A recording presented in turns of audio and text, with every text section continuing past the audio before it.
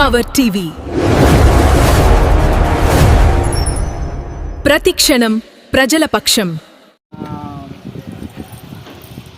మన స్థానిక police station వారు పోలీస్ సిబ్బంది తనిఖీల నిమిత్తము తనిఖీ చేయగా తగిన సమాచారం మేరకు 7 తారీఖు నాడు సాయంత్రం 7:30 పీడిఎస్కు అనుమానాస్పదంగా లారీ పోతుండే ఇన్ఫర్మేషన్ ఇచ్చినందున పోలీసు వారు చేజ్ చేసి స్థానిక ఎస్ఐ సిబ్బందితో పట్టుకొని ఆ రోజే సాయంత్రం నైటు జిల్లా వ్యవసాయ పౌర సరఫరా టీఎస్ఓ గారికి ఇన్ఫర్మేషన్ ఇచ్చి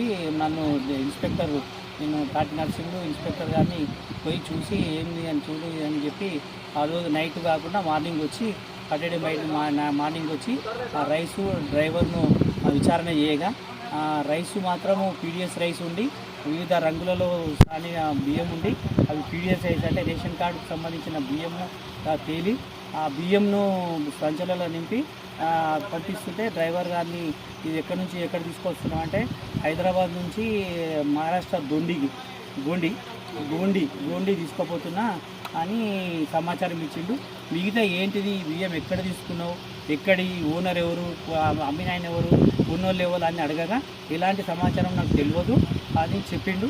కానీ ఇట్లాంటి సమాచారం ఇవ్వనందున ఆ రోజు ఇలాంటి పేపర్లు కానీ ఏమి ఇవ్వనందున ఆ రోజు శనివారం నాడు మేము కేసు నమోదు చేయలేదు.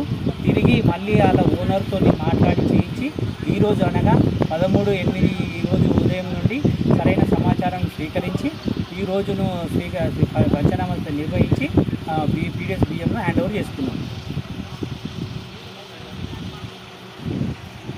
హ్యాండ్ ఓవర్ చేసుకుని ఇప్పుడు ఎక్కడ పెడుతున్నారు?